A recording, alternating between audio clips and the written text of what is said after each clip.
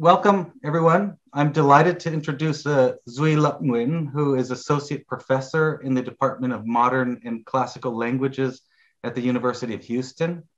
His work, which is at the intersection of history, literature, critical theory, and philosophy, breaks down conceptual and disciplinary boundaries that have long limited the way we think about important issues in Vietnamese studies.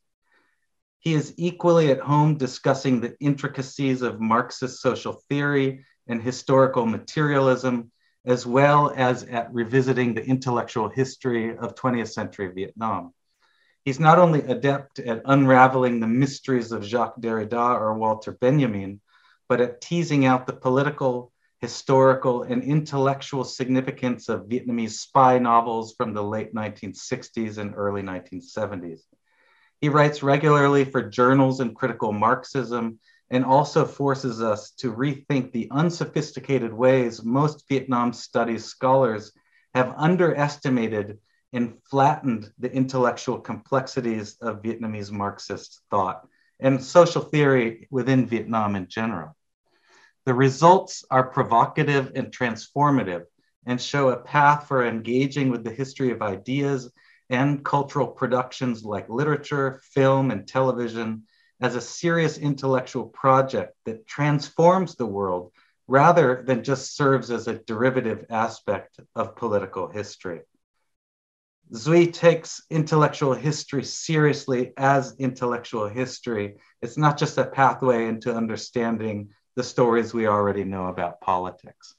And this is what he's done with this book, The Unimagined Community, Imperialism and Culture in South Vietnam, which he'll be talking about today. So please join me in welcoming Duy Lap Nguyen for today's talk. Thank you. So thanks, Eric, for that over-the-top, generous introduction, which I certainly don't deserve. And thanks, Christine, for organizing all of this as well. I've been a big fan of this series. There's been a bunch of wonderful talks in this series, so it's a real pleasure to be able to participate. Okay, so I'm just going to jump right into it and share my screen with all of you. Okay, so on September 2nd, 1963, Nguyen Nhu, the brother and chief political advisor of the South Vietnamese president, Nguyen Diem, spoke in secret with the Polish diplomat Mieczysław Manali to discuss the possibility of peace talks with Hanoi. In the context of the deteriorating relationship between the Americans and the South Vietnamese, the meeting raised US suspicions that Nhu was trying to betray the alliance and forfeit the war. The crisis was stirred by an incident that occurred several months earlier. In May, South Vietnamese soldiers in the city of Hue killed several unarmed civilians opposing a government ban on the public display of Buddhist flags. The episode ignited a wave of political protests that would come to be symbolized by the famous photograph of Duc Quang Duc's self-immolation, shattering the image of the South Vietnamese state as a stable, viable, and democratic bastion of the free world. The photograph would become a universal symbol of rebellion and the fight against injustice. Taken during the height of the civil rights movement, the picture appeared to provide irrefutable evidence that the Republic of Vietnam was a repressive regime denying equality to its own Buddhist majority. The backlash in the international press would prompt US officials to threaten a withdrawal of support and a complete suspension of aid at a moment when the insurgency appeared to be fulfilling its pledge to, quote, destroy the dictatorial government of the American lackey, Nguyen Diem. In less than 2 months after the meeting in September, Diem and Nhu were killed in a coup backed by the American embassy. The assassination in November marked the beginning of a tragic comic cycle of changing regimes and incompetent leaders. This ended in April 1975 with the communist victory and the humiliating withdrawal of American forces after 2 decades of war that left millions of Vietnamese dead. By that point, the Republic was already widely regarded as a political puppet, manufactured by the world's greatest capitalist power, waging an imperialist war against the poor peasant society. So, seen from this vantage point, Nhu's response to Manali during their September meeting seems utterly strange and inexplicable. After a lengthy, quote, exposition on the philosophy of the cult of personality, and its role in what he described as the Republic's increasing success in the war, Nguyen, unaware that the end had arrived, announced the beginning of a new phase of the conflict. For the South Vietnamese, the war had become a, quote, social revolution against the communist revolution in the countryside. As a total transformation of society, this revolution, moreover, was not simply a nationalist struggle to overcome communism. On the contrary, nationalism, according to Nguyen, was a, quote, alibi exploited by third world leaders who failed to recognize the need for social revolution in underdeveloped countries. Casting the Buddhist affair as an imperialist plot to crush the social revolution in the name of a Western ideal of democracy, Nguyen declared that, quote, the war cannot be won with the Americans because they are an obstacle to the revolutionary transformation of society, which is the prerequisite for victory. This obstacle was identified in particular with the mechanism of American aid, which Nguyen had condemned in unmistakably Marxist terminology as a, quote, as an instrument of underdevelopment, quote, Vietnam, not a guinea pig for capitalist imperialism to experiment on. The new phase of the conflict, therefore, would call for resistance both against communism and American neocolonialism. The Republic, as Nguyen explained to an astonished Manali, is fighting against both the guerrillas and imperialism. But even more puzzling than the idea that the South Vietnamese were engaged in an anti-imperial struggle with their American allies was the fact that for Nguyen, the ultimate aim of the social revolution in the South was not to defeat communism. Rather, the goal was the abolition of capitalism. Just as the Americans were now an obstacle to the revolutionary transformation of society, so the, quote, capitalist regime in the South cannot effectively oppose communism. In another display of his penchant for abstruse dialectical statements, Nguyen therefore explained that the anti-communist war was in fact an anti-capitalist strategy. Quote, I am really combating communism in order to put an end to materialistic capitalism. So this apparently implausible explanation of the political aims of the South Vietnamese government has been taken as evidence that Nguyen was insane, as a symptom of his opium-induced paranoia or one of his Machiavellian schemes to preserve his own power. But it's just as implausible that the leader of a reactionary puppet regime would try to avoid an imminent coup supported by his neocolonial patrons by suddenly reinventing himself as a Marxist opponent of US imperialism. And in fact, Nguyen had long expressed his opposition to capitalism, for example, in the manifesto to his Can Lao Revolutionary Party, where he writes, quote, the capitalists have trampled on human dignity to build a career of wealth on the blood of laboring people. Nguyen's anti-capitalist party, moreover, would play an important role in establishing Ngo Dinh Diem's government in 1955, a government which embraced a version of socialism that was different from that of the Communist Party or the Vietnamese Workers' Party.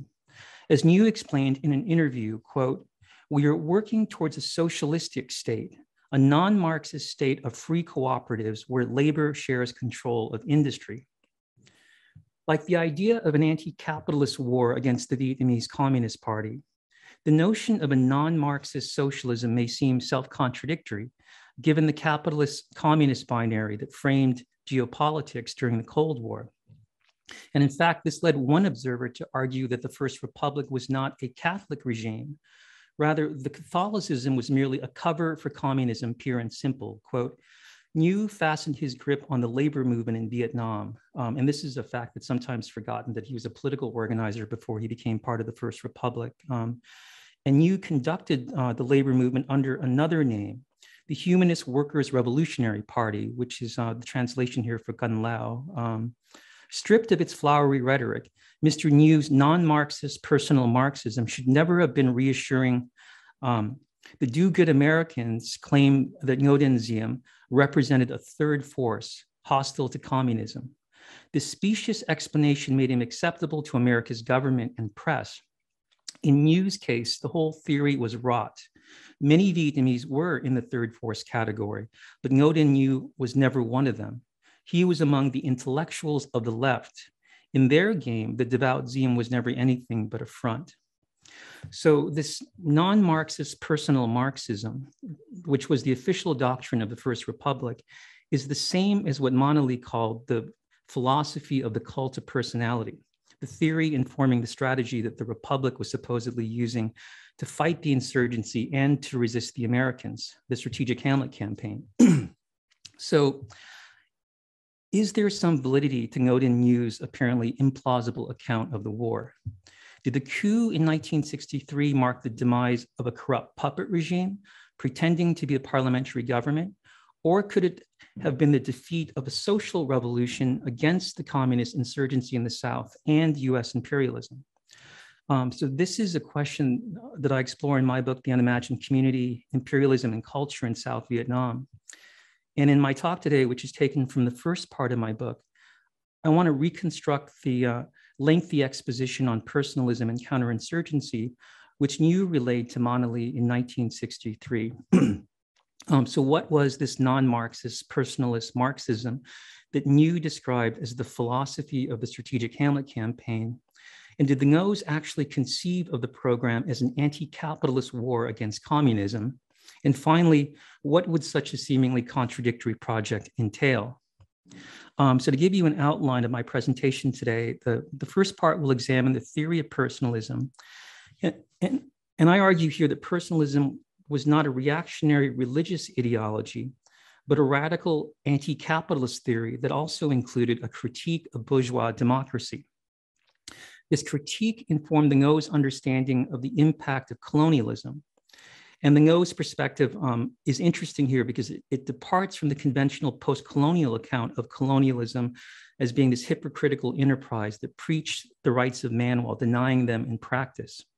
For the Ngos, the introduction of capitalism and the liberalization of law under the French, acting in accordance with the rights of man, undermined the communal form of democracy or village autonomy that constituted the basis of Vietnamese civilization. And then in the last part of the presentation, I argue that it was this communal form of democracy that the Ngos were trying to restore in a modernized form through the Strategic Hamlet campaign. The program was not simply a counterinsurgency measure, but rather a full-scale social revolution aimed at democratizing rural South Vietnamese society while organizing the peasantry into rural popular bases. And these bases were supposed to serve three related purposes. First, to contain the communist insurgency using a version of the Communist People's War. Second, to isolate the comprador capitalist class in the cities. And three, to limit the interference of the American government in Vietnamese affairs. Okay, so part one, theory of personalism, reactionary or radical. So when I began writing this book, I kept coming across statements by the early South Vietnamese leaders that seemed to affirm Marxist ideas, which seems strange given the conventional account of the First Republic as a reactionary puppet regime. So for example, Nhiu, during his meeting with Manali, described the ultimate aims of the Republic in the following manner. He said, that is right, I agree with Marx's final conclusion. The state must wither away.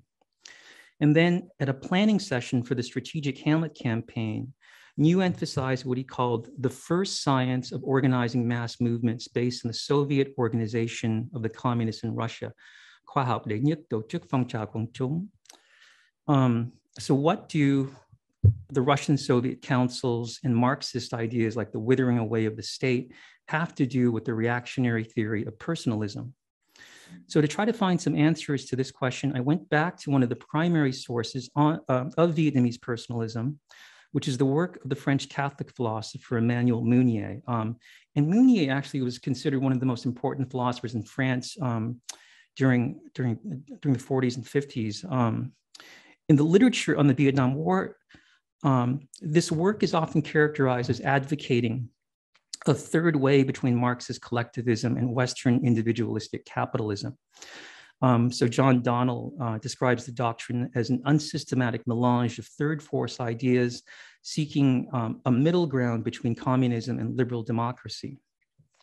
But as the French philosopher Lucien Sèvres noted, The third way that Nguyen proposed was in fact much more directly aligned with Marxism than liberal democracy. Quote, what characterizes Nguyen's third way is not that it is situated at an equal distance between two poles. On the contrary, it is much closer to Marxism.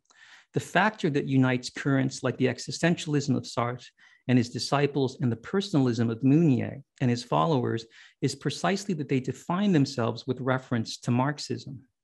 So as Seb's description suggests, Nguyen's personalism can be understood as a form of Marxist humanist thought, a category more often associated with the work of thinkers like Sartre and Lukács and Henri Lefebvre. Nguyen's personalism, therefore, as Nguyen pointed out in an interview with Le Monde, was not a conservative ideology, but a radical one. Quote, we are a reactionary regime, you've been told, said Nguyen sarcastically. Are you aware of the fact that we take our inspiration from the thinkers of the Western left? But you must realize that we base ourselves on personalism.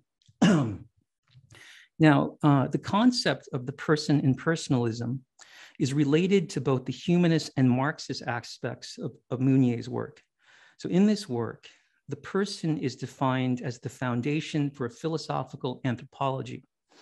The person is the ontological basis of all knowledge and action, assuming the position of God within Christian theology. Quote, the person stands at the summit of being, and all being is subject to a process of personalization. Hence, the metaphysics of the person will provide the ultimate criteria for all praxis. Nguyen's philosophy, then, is a humanism because it tries to explain everything beginning with the principle of the human being or the person. But Nguyen also opposes the concept of the person to the egoistic individual within bourgeois society. In a capitalist economy, according to Nguyen, an inversion occurs in which the freedom of self-interested individuals gives rise to what he called the tyranny of production for profit. As a result of the free exchange of commodities between individuals, money, which serves as a means of exchange, becomes the aim of production itself, subordinating persons to the impersonal power of capital. Quote, under capitalism, it is not money that is at the service of the economy and people. It is people who are at the service of money. For Nguyen, then, the capitalist economy is characterized by a process of dehumanization or depersonalization through which people become dominated by the impersonal power of things, money and capital.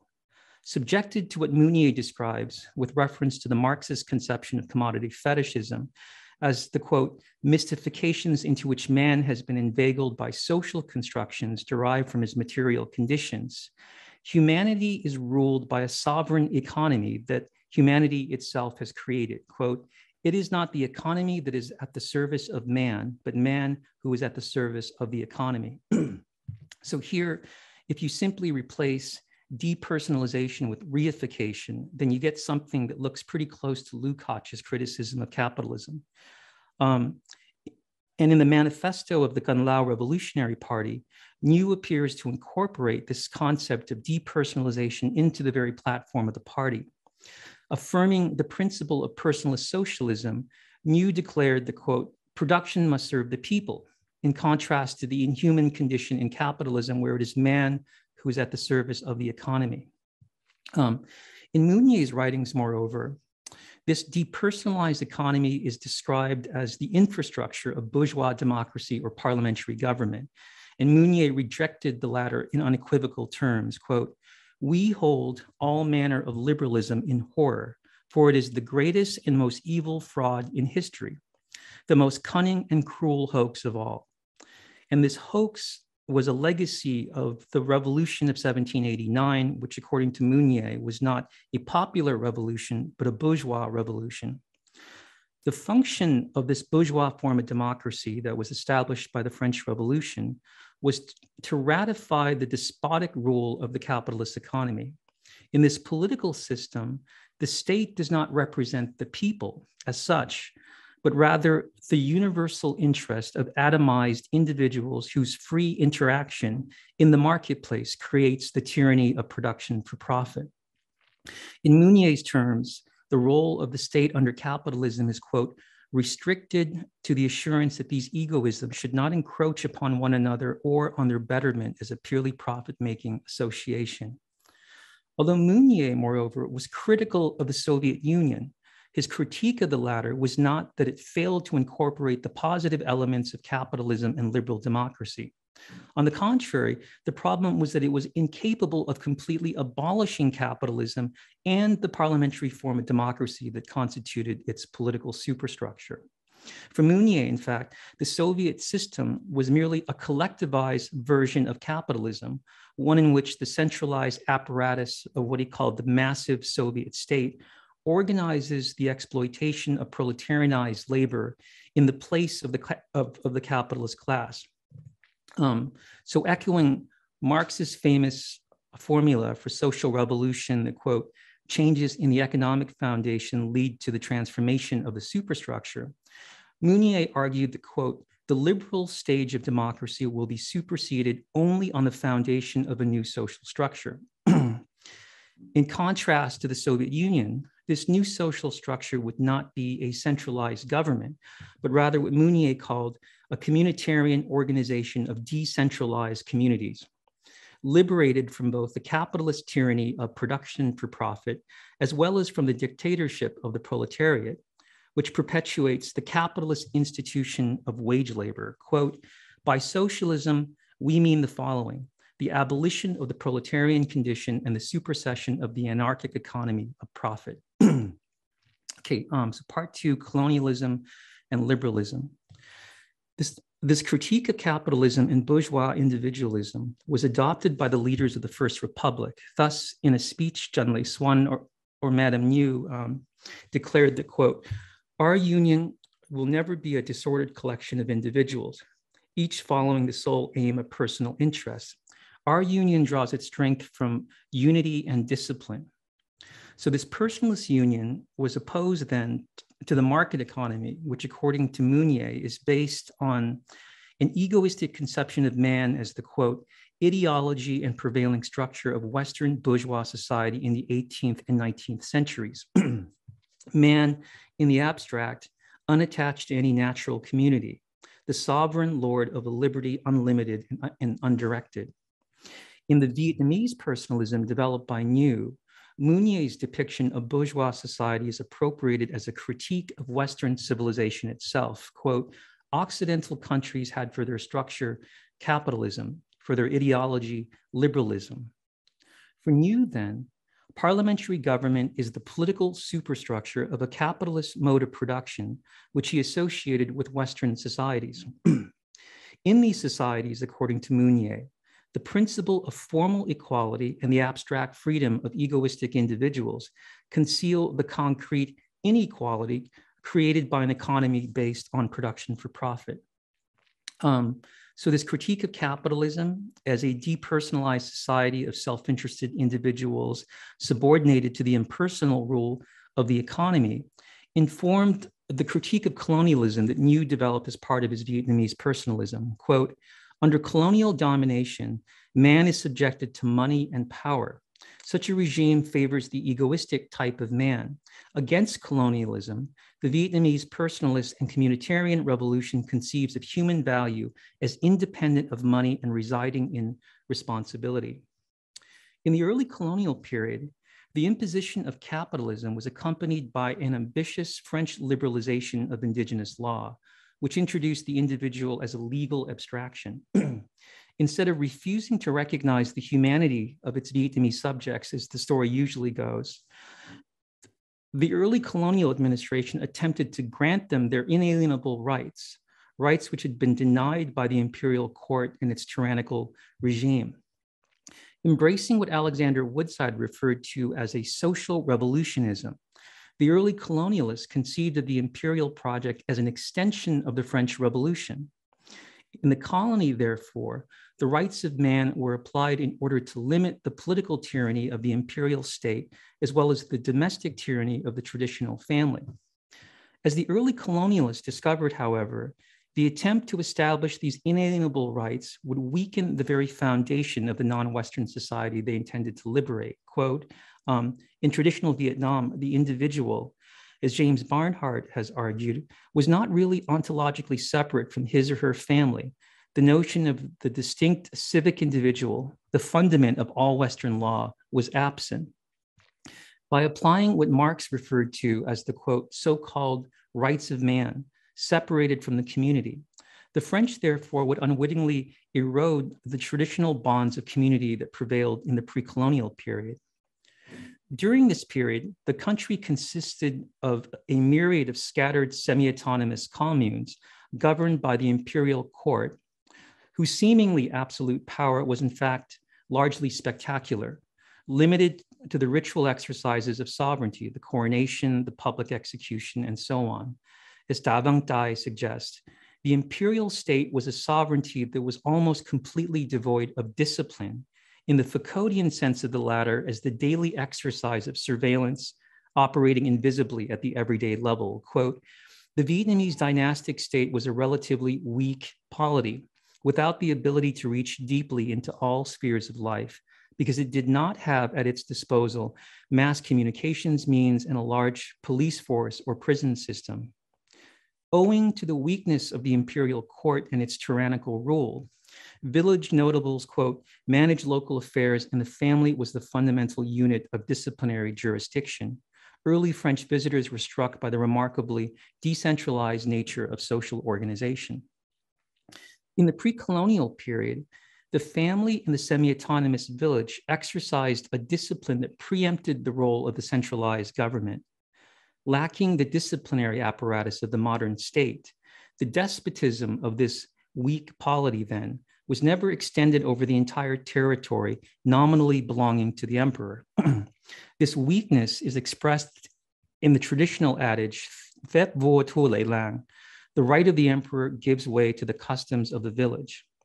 In the pre-colonial period, therefore, a despotic centralized state, which lacked the power of discipline, presided over a decentralized form of directly associated production based on the family.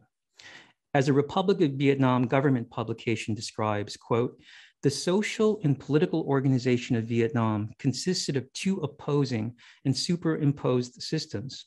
At the bottom, there was popular autonomous democracy. At the top was the absolute monarchy, which was highly centralized thanks to its Mandarin system. The Vietnamese nation, therefore, was like a confederation composed of numerous small communal governments, autonomous village communes which sprang up spontaneously and adapted themselves to the extremely centralized system of the, quote, Oriental absolute monarchies.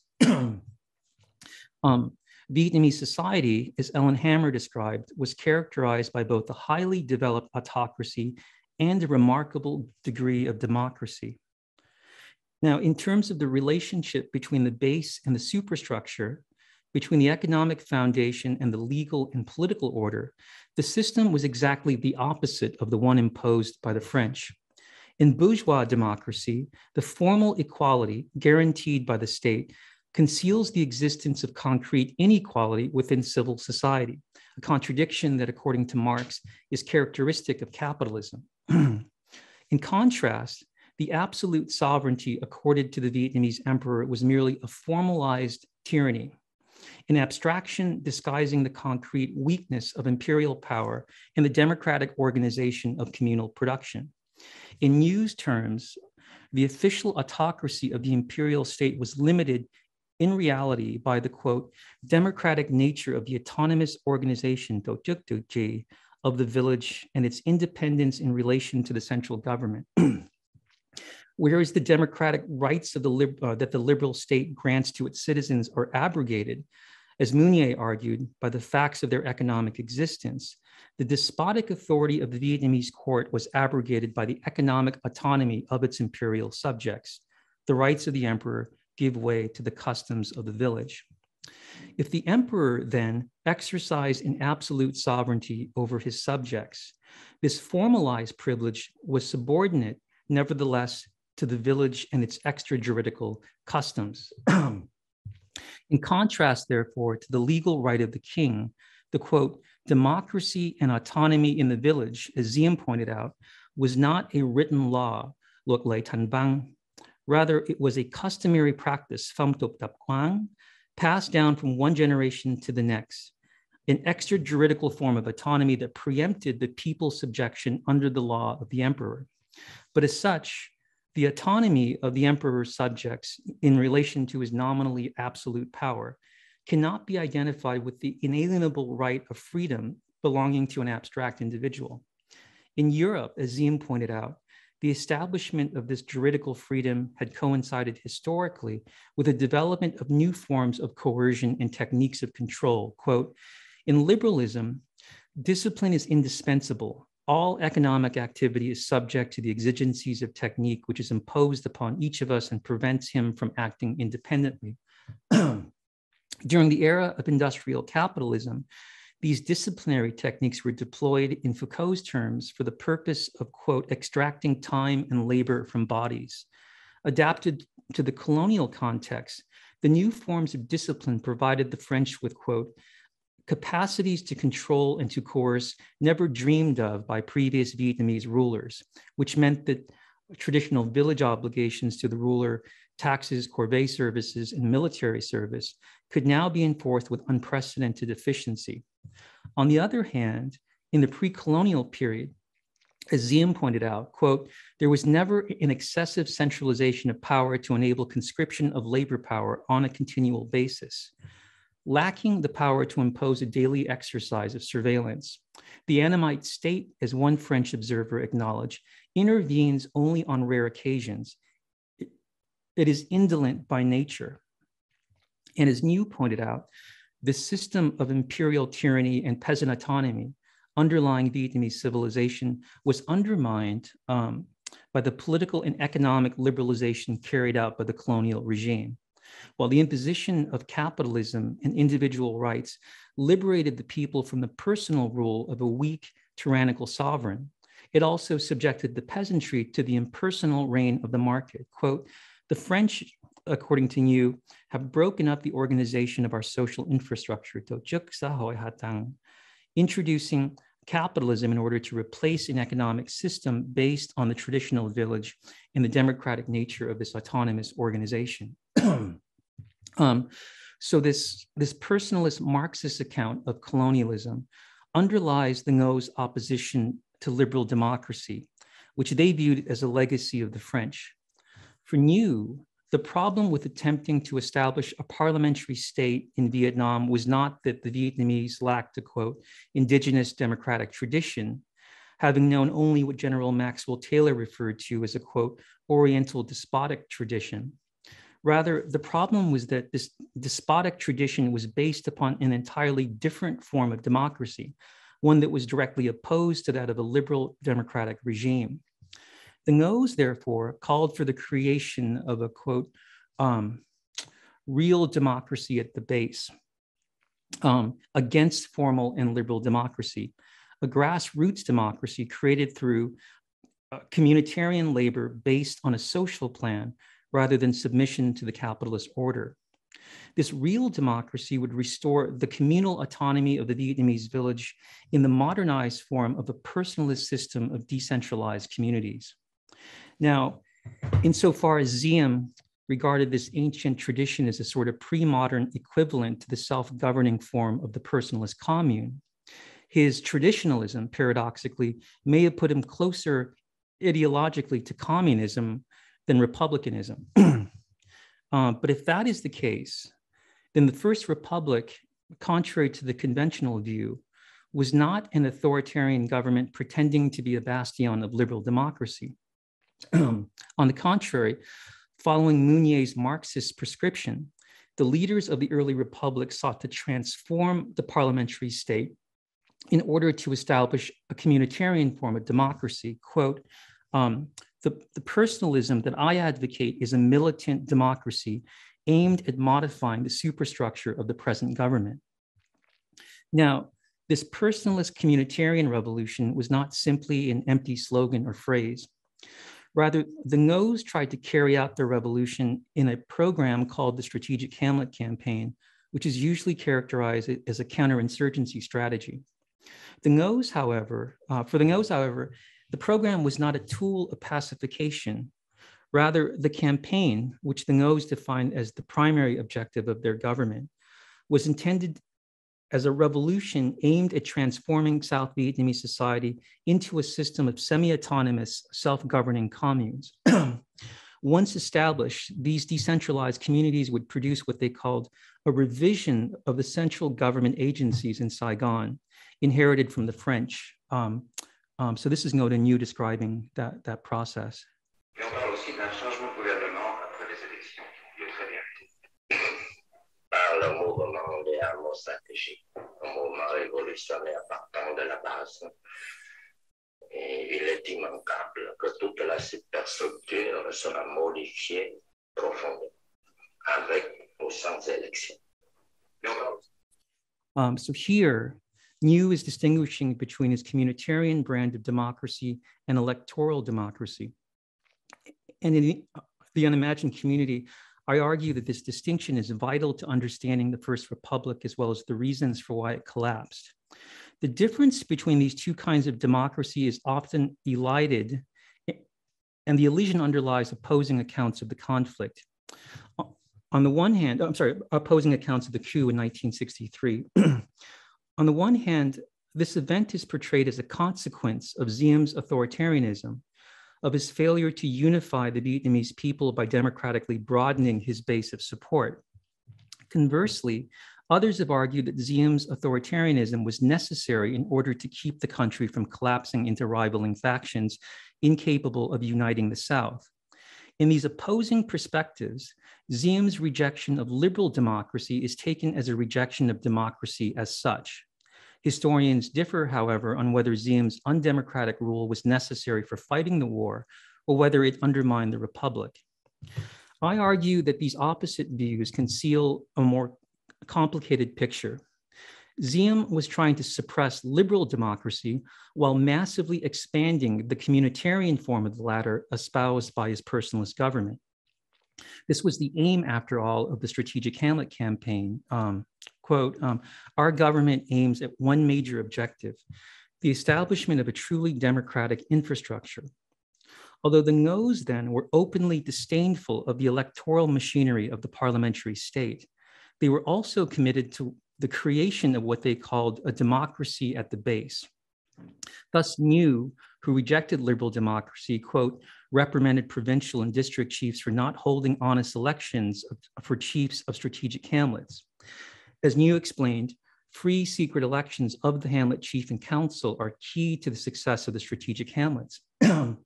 By providing the means with which to institute what he called basic democracy on a local scale which the people can understand, the Hamlet campaign would preempt the role of the parliamentary state and its centralized form of electoral democracy. Quote, through the Strategic Hamlet program, the government intends to give back to the hamlets the right of self-government with its own charter and system of community law. Because of the program, Hamlet leaders, quote, for the first time, as a senior US pacification advisor observed, were selected by ballot in most of South Vietnam. For the Ngos, moreover, the democratization of the villages was as vital to the security of the country as their suppression of political opposition, of their political opposition, whom they viewed as members belonging to an elite urban minority that had little support from the majority of the Vietnamese in the countryside.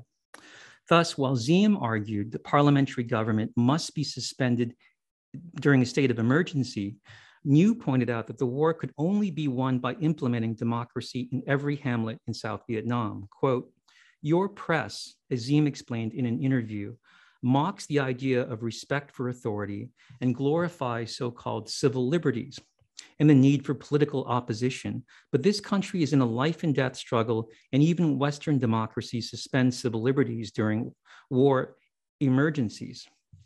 As Nhu explained, on the other hand, quote, in time of war, people think that you must suppress democracy to win. To the contrary, we shall use the war against communism to introduce democracy, and we shall use democracy to win the war. This is the strategic concept. Free elections of the Hamlet Chief and Hamlet Council by secret ballot are key. So these two statements are not contradictory. The Republic was using the state of emergency in an authoritarian manner to restrict an urban minority from exercising democratic control over the central government agencies in Saigon. At the same time, it was implementing a program of communal decentralization throughout the rest of the country. These two policies, moreover, were directly related. The Ngos conceived of the program of rural democratization, which they called the Strategic Hamlet Campaign, as a kind of class struggle against the French-trained elite in the cities. In contrast to the rural population who had supported the anti-colonial war, this minority, according to Zhang Zhao, consisted of, quote, bureaucrats, military officers, and business people, the majority of whom had collaborated with the French. When the French left Vietnam, the French collaborators became friends with the Americans. What the Americans knew about South Vietnam, they knew mainly from these Vietnamese. It's not surprising, therefore, that these Vietnamese were also the ones to benefit the most from American aid, particularly the multi-million-dollar program to build up the South Vietnamese military forces. Meanwhile, in rural South Vietnam, nothing much changed. The peasants continued to be exploited while the Americans were naively preparing the South Vietnamese to win a conventional war. As Zhao suggests then, many among the elite in the city subscribed to the formula recommended by the Americans for winning the war: build up the national army to fight a conventional conflict while liberalizing the government in order to unify the South Vietnamese people. As the Ngos recognized, however, the aid program that benefited the elite had created what Philip Caton described as a kind of gilded underdevelopment, one in which the abundance of consumer commodities concealed the destruction of the country's industrial infrastructure. Quote, the importation of consumer rather than capital goods created the illusion of prosperity while hampering the development of local industry. As Sir Robert Thomson noted, moreover, the US commitment to maintaining a costly conventional force that was incapable of fighting an irregular war against the insurgency would only increase the problems produced by the commodity import program. Quote, to pay the recurrent expenditure on the armed forces, the South Vietnamese government was committed to accepting indefinite American aid on a large scale, including the import of subsidized consumer goods in order to generate local piastre funds needed to pay the army wage bill. Insofar as the Republican Army was the main beneficiary of the counterpart funds created by the sale of consumer commodities, its existence was the main cause of economic underdevelopment. Against the urban elite and the Americans, the Ngos conceived of the Strategic Hamlet program as a means of decentralizing the war by building up local militia while breaking the Republic's dependence upon an economic assistance program that was perpetuating underdevelopment. As Nguyen explained in an interview, quote, my ambition is that the fortified hamlets may form a new approach better than trying to get progress as a gift from the capitalist societies. It is a solution to the central problem of underdevelopment in the 20th century. According to a report by a Central Executive Committee of the People's Revolutionary Party, the solution would apply the same strategy as the one used by the insurgency, initiating a social revolution to establish a decentralized system of semi-autonomous rural popular basis. Quote, by establishing strategic hamlets, the enemy would then have the conditions for amassing manpower and material resources to build additional forces, increase military strength, employ the civil guard and militia forces to attack the revolution. The solution to underdevelopment then was to carry out a far-reaching program of social, political, and military decentralization in order to both win the war against the insurgency as well as to limit American interference using the leverage of economic aid. The Republic, as Nguyen explained to Manali, quote, is fighting against both the guerrillas and imperialism. And to end on a speculative note, I'll suggest that it may have been because of the increasing success of the Strategic Hamlet campaign that was behind the Ngos' adamant refusal to liberalize their regime, even in the face of a complete suspension of aid and a possible end to the US alliance.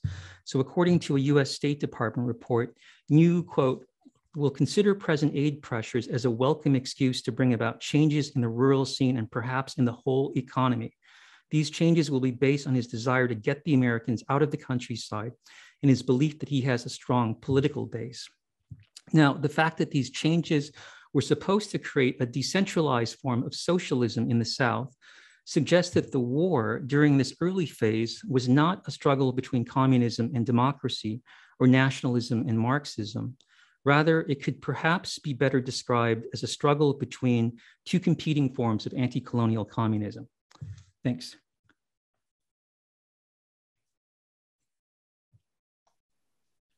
Thank you, Duy. That was a fantastic talk, a lot to discuss here.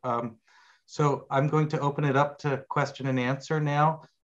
If you can use the raise hand function on Zoom, please use that. If you have trouble using that, turn on your camera and start waving your hand and I'll try to put you in a queue.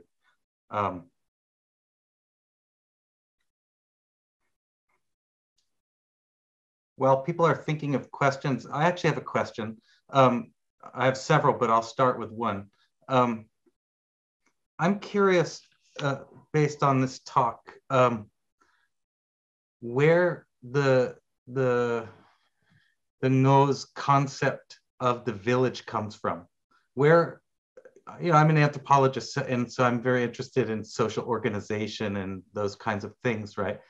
And it seems to me in many ways that there's a kind of imagined understanding of what the village social organization is. And then when you showed that image of the strategic hamlet, it reminded me of things I had noticed in the past. The circular organization of the strategic hamlet itself is very similar to a kind of Red River village form, you know, and going back in like careful studies of Vietnamese village organization, you know, there's a wide proliferation of village organization, and Southern Vietnamese villages tend to be linear, whereas the ones in the north tend to be these kind of circular behind the bamboo hedge, so to speak. And a lot of these ideas about, you know, the emperor's law, seeds to village custom, these are all like sort of folk sayings that are quite popular in Vietnam, but they become political theory in a way. And so I'm just curious if you got a sense of where their concept of the village comes from. And then a secondary question to that is, you know, they're working in Saigon developing these ideas at this time about a kind of local level democracy, which is very convincing the way you put it in some sense. But did they have a theory of how that would play out in urban areas? Okay. So the first question, I think the Ngos subscribe to parts of this kind of nationalist mythology about the 2,000-year history of the Vietnamese people that was kind of invented during the colonial period. And so just as the communists in the North were trying to cast their struggle against the Americans as the last kind of act in this 2,000-year history of resistance against all foreign aggression, the Ngos were trying to cast the Strategic Hamlet campaign as the next stage in this this process of Nam Dien, or the southward advance, which is this important part of the national mythology that was created during the colonial period. And their idea was that the strategic hamlets would not only be kind of not just kind of a geographical expansion of the form of the village, right, as it was in the, but it was would also be kind of this advance into this non-Western form of modernity too. So both, so that's would be my answer to the first question. And then the second question, yeah, the geography, I think, in South Vietnam created a lot of problems for the Strategic Hamlet program. And it was because a lot of these villages were built along these canals that the program ended up needing to kind of forcefully relocate peasants much more than the Ngos had intended the program to do. They were different from the Agroville program because they wouldn't have to move so many people around. But I think because of the geography, they ended up having to move more than they anticipated.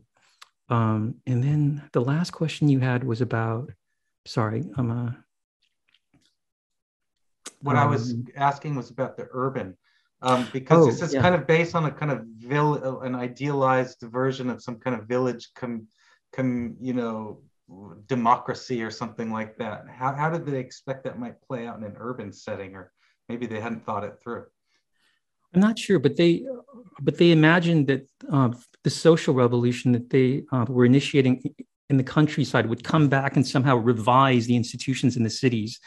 But I don't have much more than that.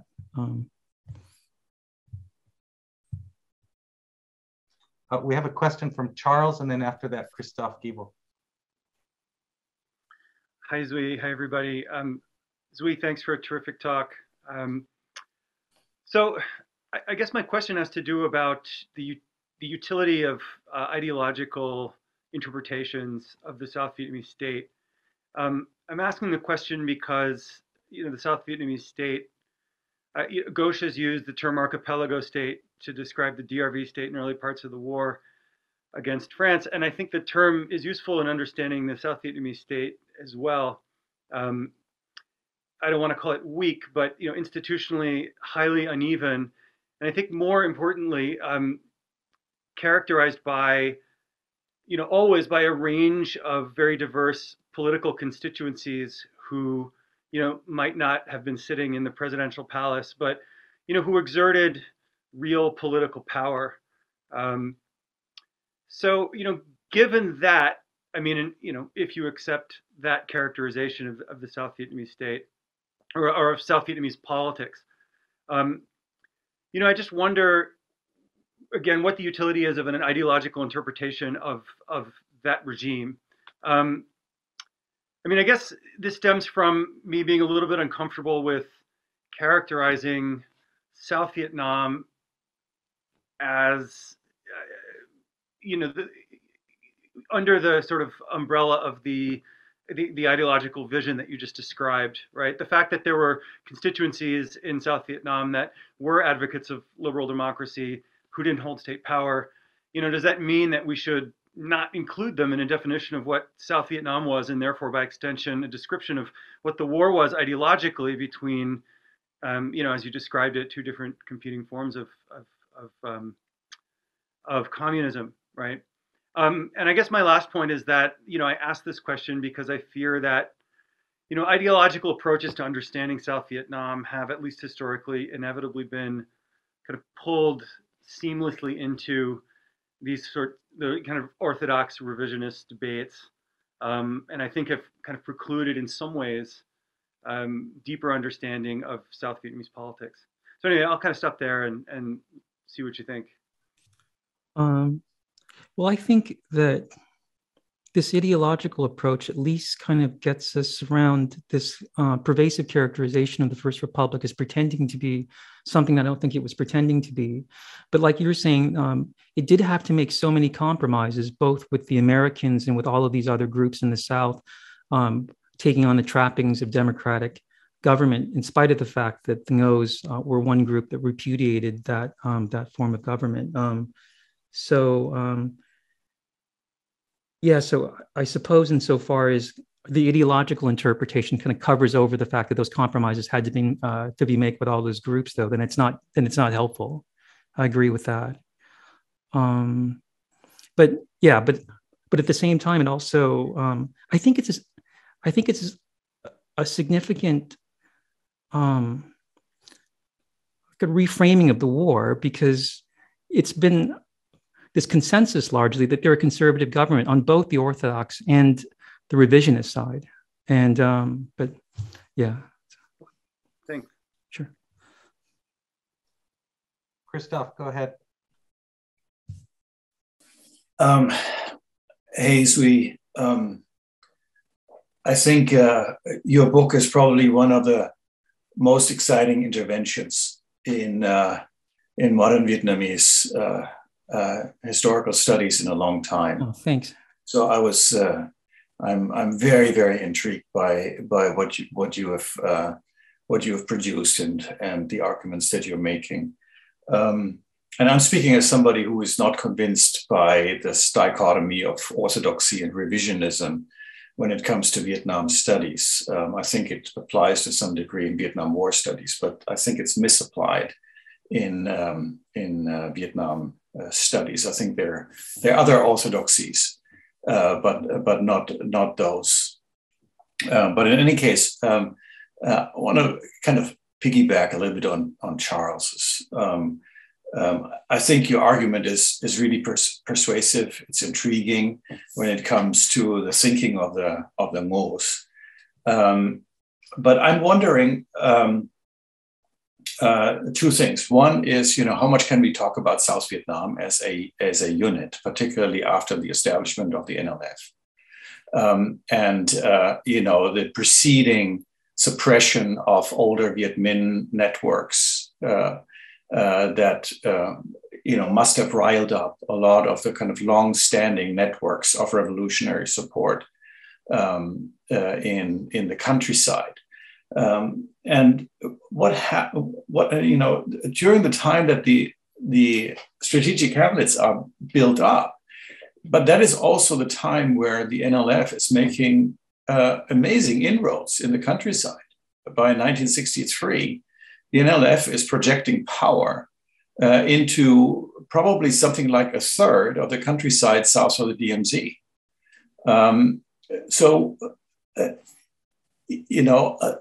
I see your argument at that ideological level and at the government level, but what are the consequences in the villages?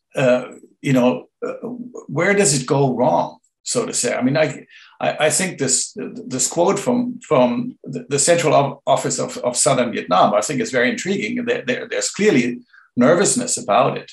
But still, there is an amazing amount of territory that changes hands until 1963 and thereafter. And that would need to be explained as well. Thank you. Yeah, thanks for that question. I think your point seems to be like a little bit like the point that Charles Keith is making about taking this ideological view and how that covers over a lot of important shifts.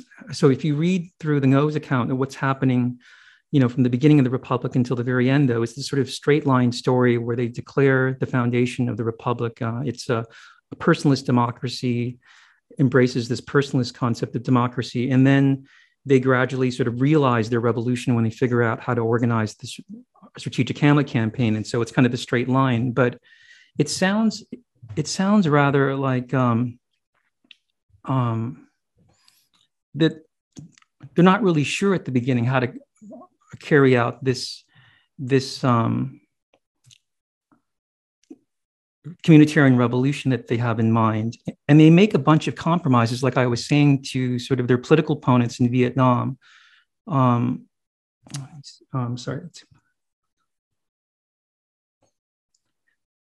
Where, for example, they don't carry out as radical of a land reform as they may have wanted, though, because they felt at that point they needed sort of members of this urban elite to construct their government. And then so that later on, by 1962, they seem to kind of shift policies, right? And so you hear the Minister of the Interior, Bui Van Lung, saying that we should have done what they did in the North, though, and gotten rid of this class instead. Because now it's creating all of these problems. And so I agree that this kind of ideological framing of the story, though, is excluding all those important moments. But I do think that it's important to note that I think against the consensus story about why the Strategic Hamlet program fails, the causality that's usually given is that the program fails, and that's kind of the major catalyst for the collapse of the First Republic. But it seems from all these different sources that the program doesn't really sort of begin to completely stall until the coup occurs. And so I think the causality there is the opposite. And it seems to me as if it almost has to be this way, because the generals essentially get into power, establish the Revolutionary Council, and they can't decide on anything except for one item. And that is that they have to get rid of the Strategic Hamlet campaign. So on November 2nd, right, they go about dismantling some 800 of these hamlets, though, and then the pace picks up after that.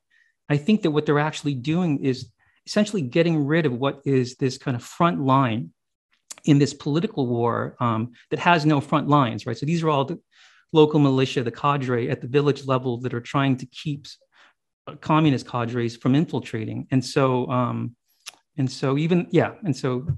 guess that's what I have to say about that. So can I follow up? I mean, sure. So why are they so laser focused on dismantling the strategic hamlets? November 2nd, 1963. That's amazing.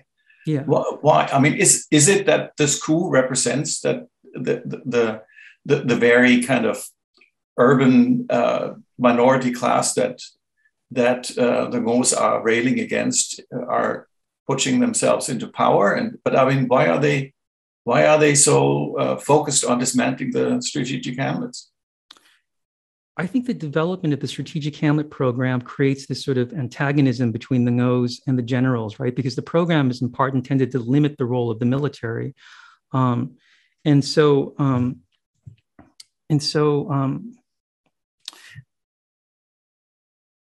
Yeah, I mean, and I think it partly has to do with the fact that the generals were largely sort of excluded from much of this program as well. But I guess, yeah, I think I'll have to leave it at that. Sorry, this is sort of material that's not fresh in my mind right now. Yeah.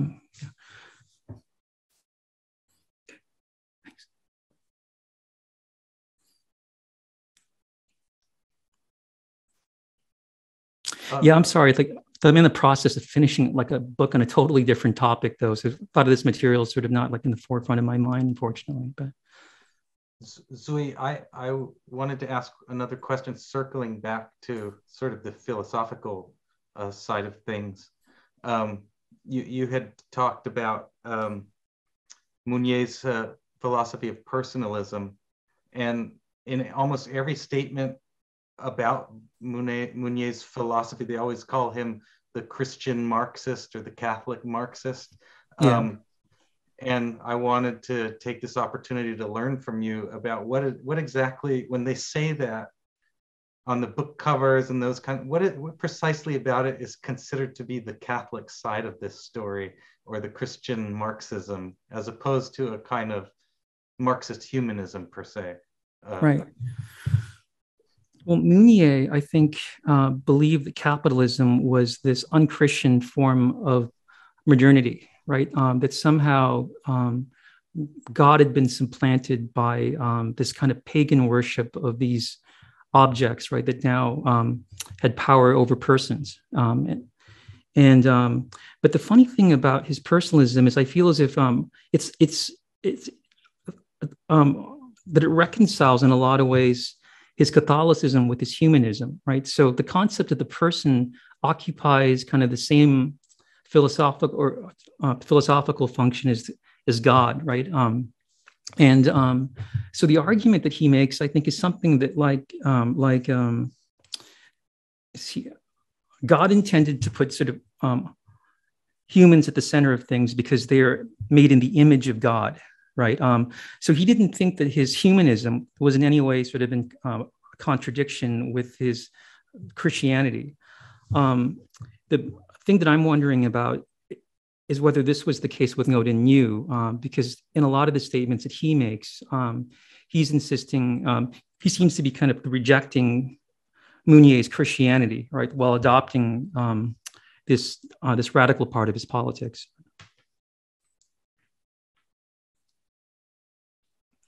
Just building on that part, you know, the standard refrain in a lot of Vietnamese studies is to talk about the importance for the Ngos of their Catholicism or their Christianity. But are you arguing in that sense that it's actually, that's the one thing they're not interested in with Nguyen? I think a lot of people would make the assumption that it's because he's a Catholic Christian philosopher of Marxism that he's actually somewhat acceptable. But is that a totally wrong-headed reading of their attraction to Nguyen's personalism? I think he was different for each of the Ngos, right? But for Nhu, like clearly the attraction was less the Christian side of it, I think, though, than the political side. And And so that's why he makes these statements to the effect that there's no relationship between my personalism and the personalism taught by Catholic institutions in France and in Vietnam. But I'm not sure if it was the same for Diem and for the other brothers, right?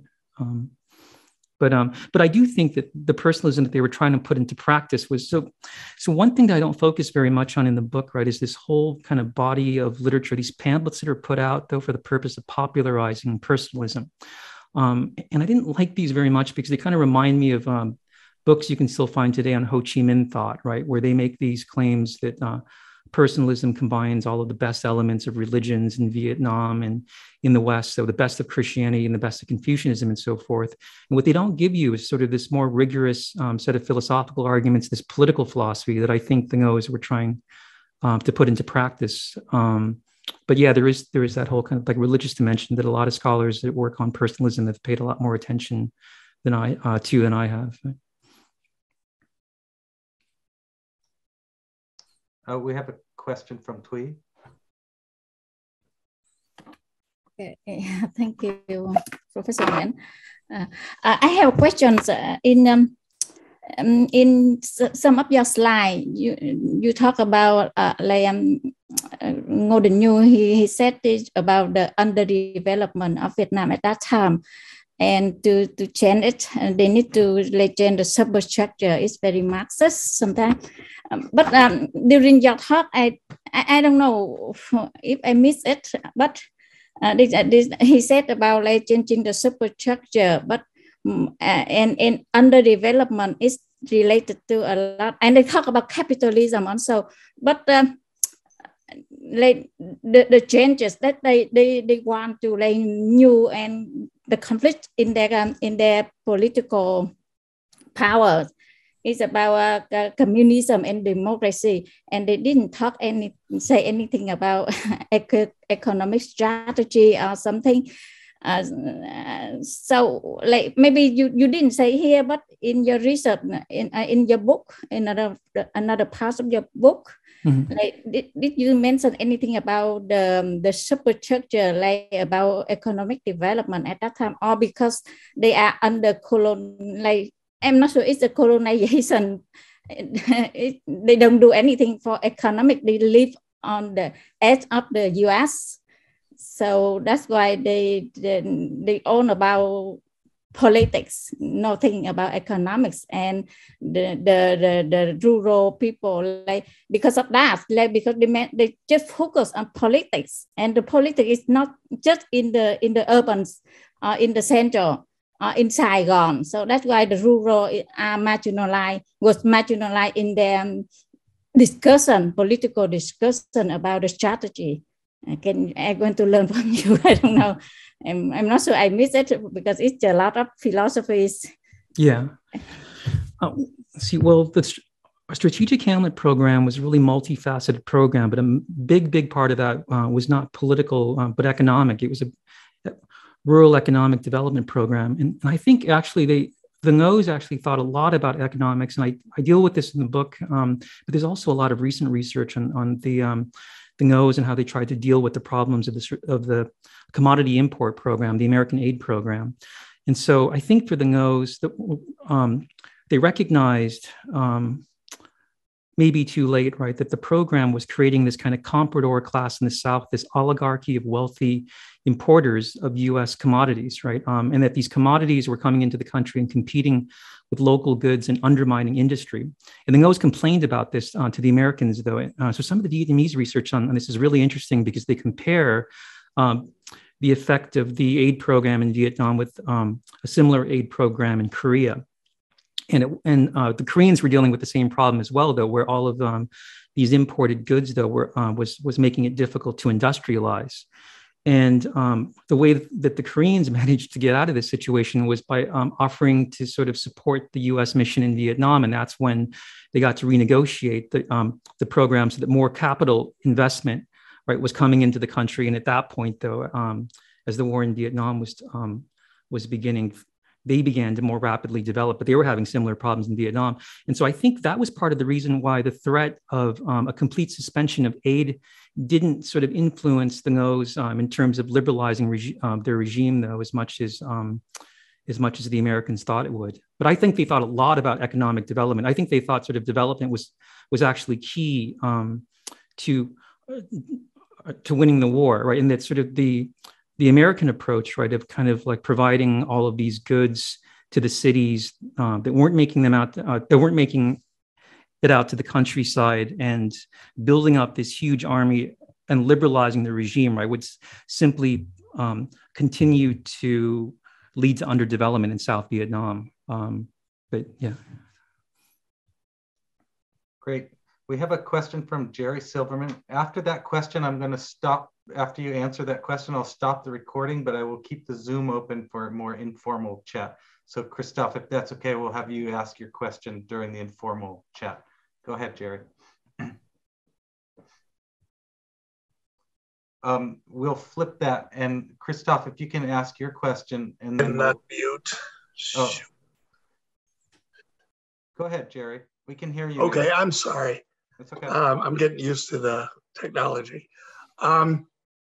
As a political scientist, I'm also interested in the nature of the structure for governance at the village level. And whether or not you're talking about closed villages in the north, which I also agree is a very different situation than in the southern delta, for example, along rivers. At some level, you have a community, even if it's in a linear sense.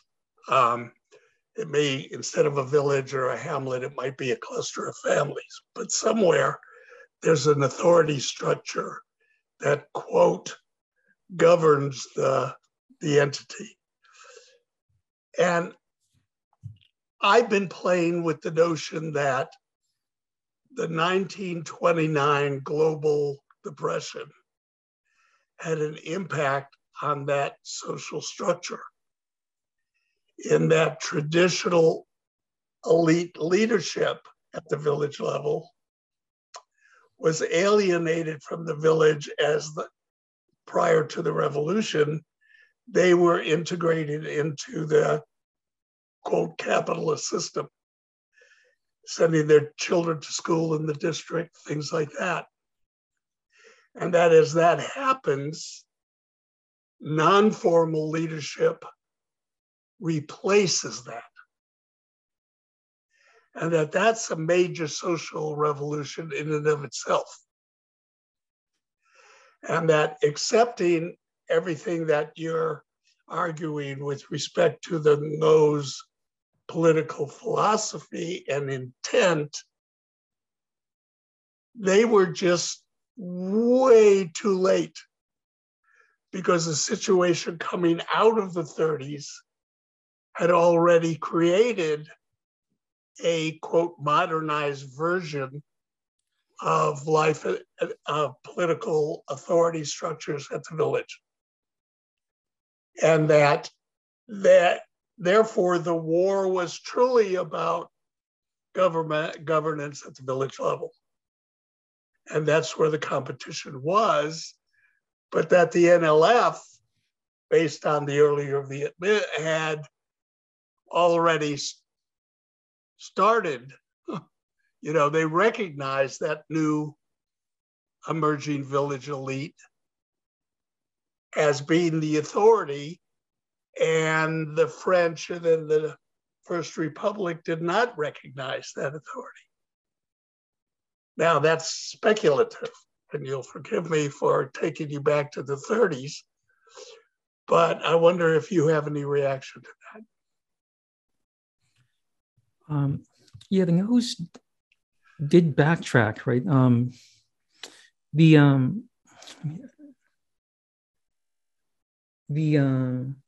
see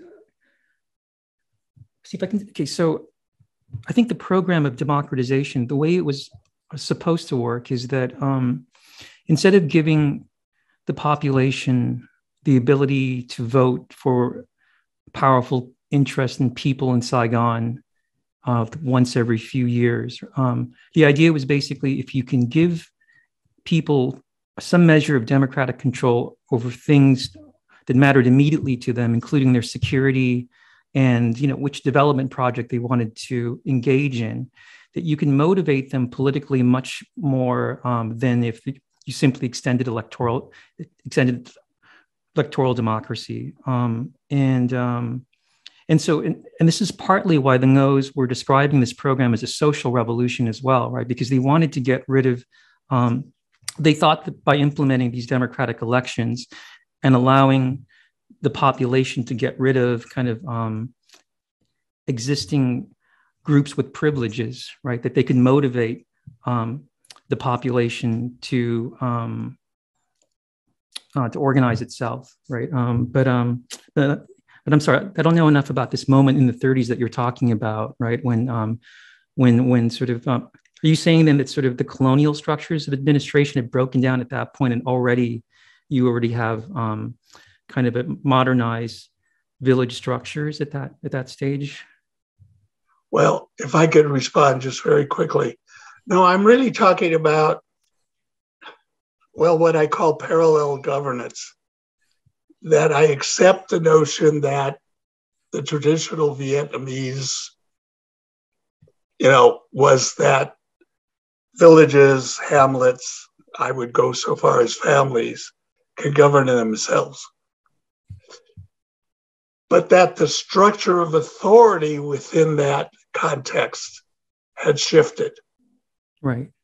From the traditional elite to the people who emerged, to the degree that the traditional elite had to some degree abandoned them because of the Depression. They had a choice. They could either choose living in the district, or they could choose continuing their role in the village. And many of them chose the district because they had already bought into the French colonial economic system. The elites in the village. Right. And without those elites, new leadership had to emerge. Right, right. And my speculation is that it emerged within that village from among people who were still there, and that the communists recognized that and co-opted that new leadership, right, and recognized it. And the French colonial system, then the ZM, did not recognize it. So that even though there may have been parallel attempts to democratize the system down to the village level, at least in rhetoric, that the Ngos were just 20 years or so too late. So it may well be that they were too late in beginning this program, but I think they did recognize the problem, because one of the explicit aims of the Strategic Hamlet program was to kind of build up this local elite as a kind of counterbalance to what the Ngos perceived as sort of this French-trained elite in the cities that had kind of been trained in this like centralized form of government and weren't capable of acting politically and autonomously and so forth, though. So they were trying to sort of recreate what the communists were doing in terms of building up this local elite as well. But it may have been the fact that, but they were starting very late with it. And I'm sure that was a difficult problem to overcome. Thank you very much. So that's the last question of our formal discussion. So before we switch to the informal session, everyone please join me in thanking Duy for a fantastic talk. Yeah, thanks for showing up, wonderful everybody. Q&A. And I will stop the recording.